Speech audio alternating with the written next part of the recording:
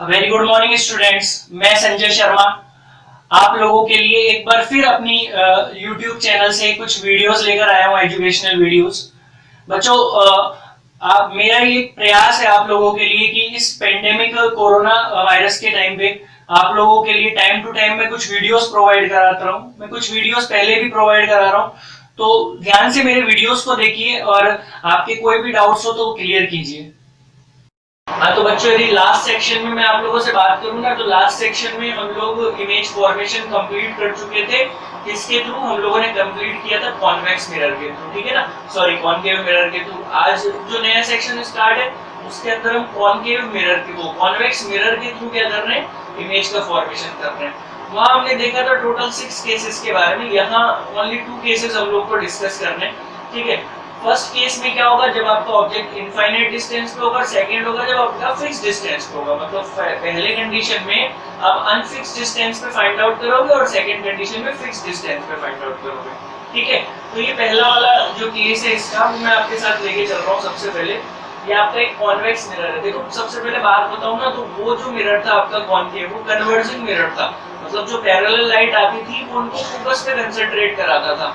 इसके ऊपर जब पैरेलल लाइट आती है तो ये उनको बाहर की तरफ फैला देता है, बाहर फैलाने का काम करता है। तो आपका ऑब्जेक्ट ना है इनफाइनाइट पे, मतलब कोई फिक्स डिस्टेंस नहीं है, पता नहीं बहुत दूर से लाइट आ रही है। ये आपका कॉन्वेक्स मिरर हो गया। जब पैरेलल लाइट बीम्स आपकी प्रिंसिपल एक्सिस के रिस्पेक्ट में पैरेलल लाइट बीम्स आकर किसके ऊपर प्रोपोगेट होगी, इस मिरर के ऊपर प्रोपोगेट होगी, तो ये लाइट जैसे ही सरफेस से टकराएगी ये इसको क्या कर देगा, डाइवर्स कर देगा। ये डाइवर्जिंग मिरर होता है, ठीक है, लाइट को फैलाता है। तो ये जैसे ही आई इसने लाइट को बाहर की तरफ डाइवर्स कर दिया। अब हमने बोला था कि इमेज का फॉर्मेशन कब होता है, जब ये जो रिफ्लेक्टेड रे है ये एक दूसरे से मीट कर जाए। ये इस डायरेक्शन में भाग रही है, इस डायरेक्शन में भाग रही है, तो पॉसिबल तो है ही नहीं ना भैया कि ये कभी मीट करेंगे एक दूसरे से, ना।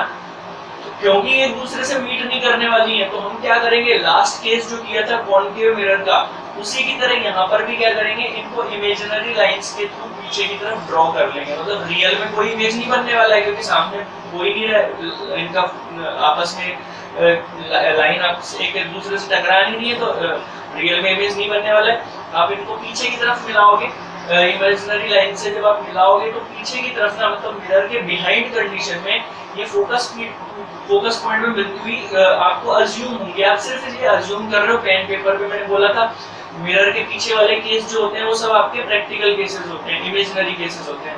तो इमेजिनरी पीछे आपके फोकस पॉइंट पे ये मीट होती हुई आपको दिखाई देंगी, और क्योंकि एक सिंगल पॉइंट पे आपको मीट होती हुई दिखाई दे रही है ना, एक सिंगल पॉइंट पे फोकस हो रही है सारी लाइट भी। यदि मैं इमेज के बारे में बात करूं तो कहां पे फॉर्म हो रहा है, फोकस के ऊपर फॉर्म हो रहा है, बिहाइंड द मिरर, मतलब मिरर के पीछे फोकस पे आपका इमेज का फॉर्मेशन हो जाएगा। साइज के बारे में बात करें तो पॉइंट साइज, बहुत छोटा सा साइज आपका ये बन रहा है, तो क्योंकि सारी लाइट एक सिंगल पॉइंट पे आपकी मीट कर रही है।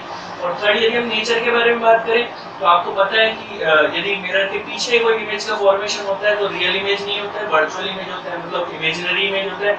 और यदि मैं बात करूं तो प्रिंसिपल एक्सिस के ऊपर की तरफ आपका इमेज का फॉर्मेशन हो रहा है, प्रिंसिपल एक्सिस के ऊपर की तरफ इमेज फॉर्म होता है तो वो डायरेक्ट होता है, मतलब सीधा इमेज होता है।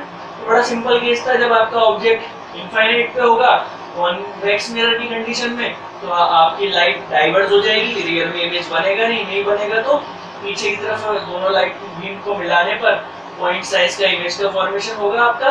कहाँ पे? फोकस के ऊपर, बिहाइंड द मिरर, क्योंकि पीछे हो रहा है इसलिए आपका वर्चुअल इमेज होगा, और ऊपर की तरफ हो रहा है प्रिंसिपल एक्सिस के, दैट्स व्हाई आपका डायरेक्ट इमेज का फॉर्मेशन हो जाएगा। तो ये था आपका फर्स्ट केस, जब आपका ऑब्जेक्ट कहाँ पे हो, इनफाइनाइट डिस्टेंस।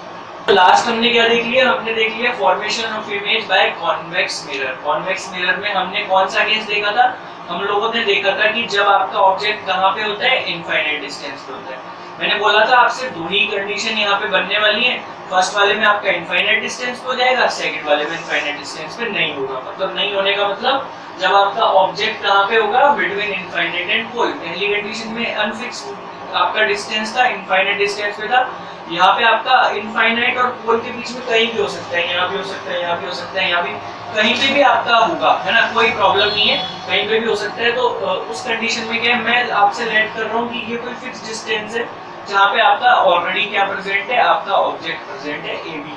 ठीक है, मैं क्या करूंगा, बिल्कुल लास्ट केस की तरह जैसे हम लोग कॉन्वेक्स कॉनकेव मिरर वाले केस में करते थे ना, सेम चीज हम करेंगे। एक लाइट हम पैरेलल प्रोपोगेट कराएंगे। ये मैंने पहली लाइट पैरेलली प्रोपोगेट करा दी एकदम स्ट्रेट, किसके प्रिंसिपल एक्सिस के रेस्पेक्ट में पैरेलली प्रोपोगेट करा दी। जब मैं लाइट को पैरेलल कराऊंगा तो मैंने आपको बताया था ये डाइवर्जिंग मिरर है, लाइट को फैला देगा, है ना, डाइवर्स कर देगा। आपने जैसे ही प्रोपोगेट कराई लाइट को, ये क्या कर देगा, बाहर की तरफ इसको फैला देगा, बाहर की तरफ इसको प्रोपोगेट कर देगा।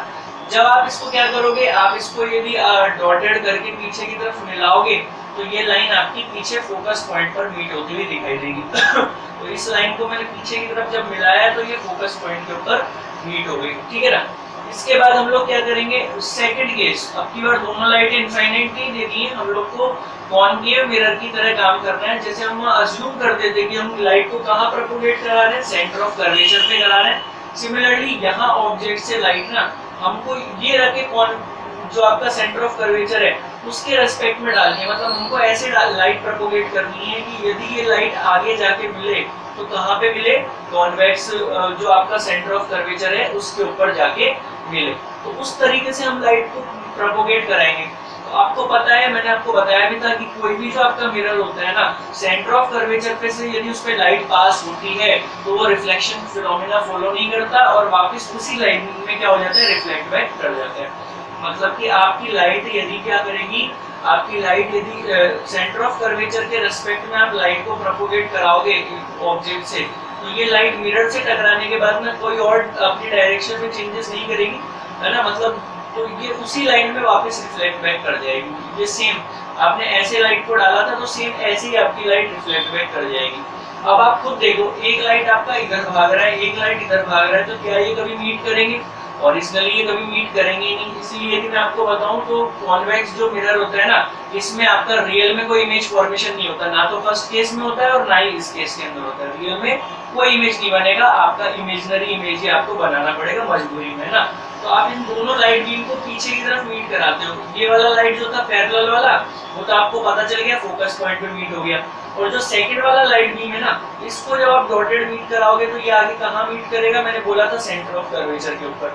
अब आप क्या देख रहे हो, जब ये दोनों के दोनों निकल के जा रहे हैं तो जाते टाइम में ये दोनों एक कौन से पॉइंट के ऊपर एक दूसरे से मीट कर रहे हैं, ये यहाँ कहीं एक दूसरे से मीट कर रहे हैं।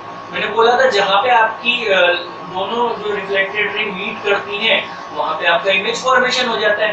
तो हम देखें तो ये दोनों इस पॉइंट के ऊपर मीट कर रहे हैं और इस पॉइंट को यदि मैं प्रिंसिपल एक्सिस से मिला दूं, प्रिंसिपल एक्सिस से ज्वाइन करा दूं, तो ये कोई आपका इमेज का फॉर्मेशन हो गया ए डैश बी डैश। और ये आप कहाँ देख रहे हो, इमेज फॉर्मेशन कहाँ हो रहा है? फर्स्ट थिंग तो ये बिहाइंड द मिरर हो रहा है, मिरर के पीछे हो रहा है, मतलब रियल में कोई इमेज नहीं बन रहा है, ये सिर्फ आपकी एक कल्पना है, आपका एक इमेजिनेशन है जो आप पेन पेपर पे ही ड्रॉ कर सकते हो।